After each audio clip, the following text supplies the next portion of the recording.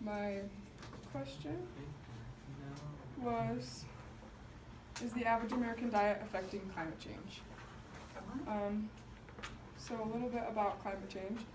The average temperature of our globe is increasing, which is causing more frequent and severe weather events like typhoons, hurricanes, droughts, fires, and additionally, ice caps are melting, which is raising the sea levels, and many species are struggling to adapt to a rapidly changing environment. This was just a little video on climate change.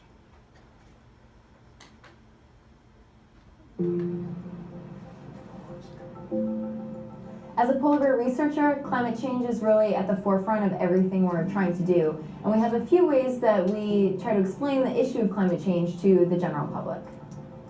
Climate change is actually really simple. There's carbon dioxide and other emissions in the Earth's atmosphere, and this acts like a heat-trapping blanket, keeping Earth nice and warm in regular amounts.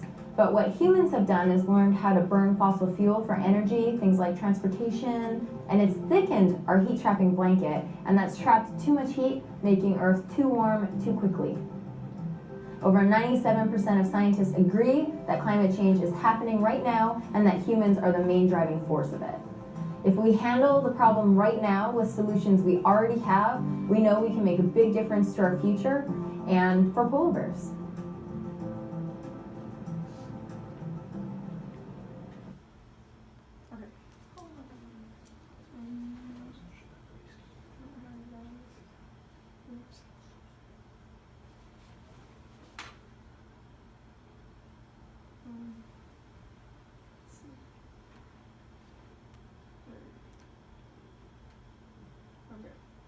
So here's a little diagram. So the sun's energy is projected to Earth. Earth absorbs around 50% of it, and then the rest is reflected back to space in the form of heat. And this is like the layer of greenhouse gases that traps excess heat and further warms the planet. Some of the main greenhouse gases are carbon dioxide, obviously, methane, nitrous oxide, and ozone. This is just like a definition of the standard American diet. It's rich in red meat, dairy products, processed and artificially sweetened foods, salt with a minimal intake of fruits, vegetables, fish, legumes, and whole grains. So this is my first argument. The beef and dairy industry is contributing to climate change. So during the digestion process of cows, there's a bacteria made in the stomach and then released through one of the two exits as methane gas. This is a little bit about methane gas.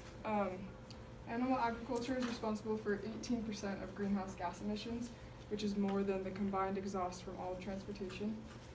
Methane is 25 to 100 times more destructive than CO2 on the 20-year time frame. It has a global warming potential 86 times that of CO2 on the 20-year time frame. Cows produce 150 billion gallons of methane per day, and reducing the methane emissions would create tangible benefits almost immediately. So these are the resources that go into a single quarter-pound burger that any of us would get in and out after a basketball game or something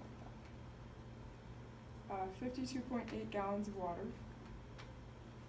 6.7 pounds of grain, and 74.5 square feet of grazing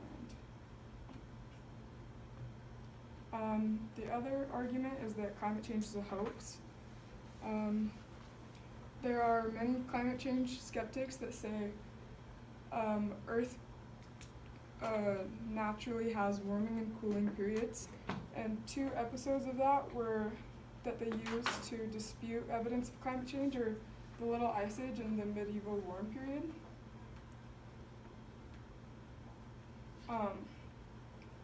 This is just a quote from a book I read about the medieval warm period.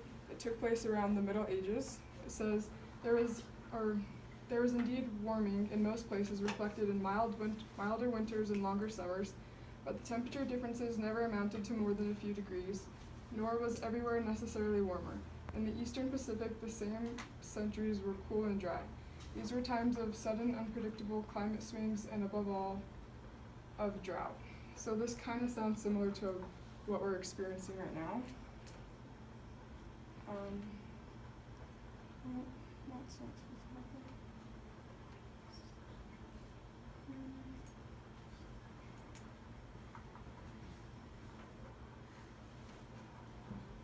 That one.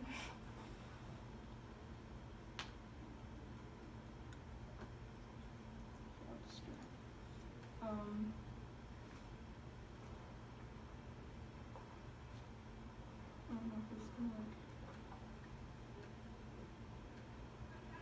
So it's a little blurry, but this is just like a chart of temperatures. This is the medieval warm period, and then following that was the Little Ice Age. So temperatures are higher, and then they were about a degree Celsius cooler in the Little Ice Age. There's just my Little Ice Age. So I'll go down to my claim.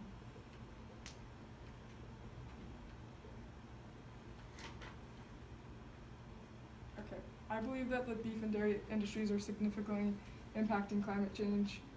It's caused by human activity. Our environment is changing at a rapid pace, and many species are going extinct because of it. The damage that's been done this far is irreversible, but we can change our actions from here on out.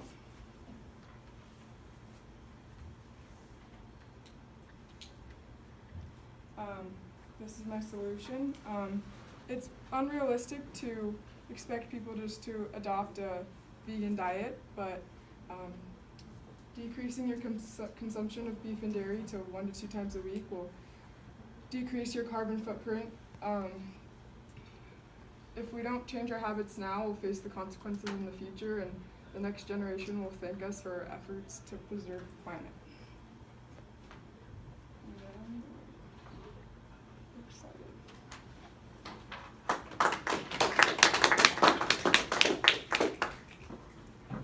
Questions?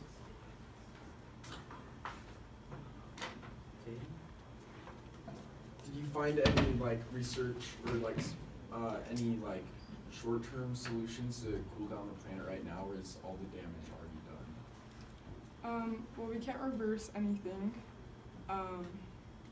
but like it said in this, like decreasing our methane emissions will create tangible benefits, which is just like immediate benefits. It's been calculated.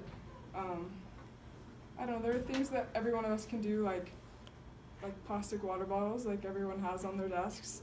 You can get a reusable bottle, you know, that you can use every day. Just little things that we can all change in our daily lives.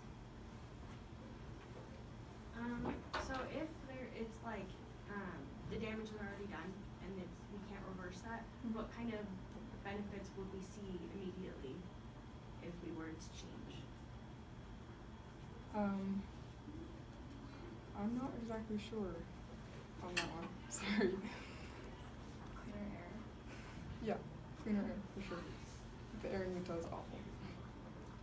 Like Cool. we're All right. taking. Thank you, Hannah.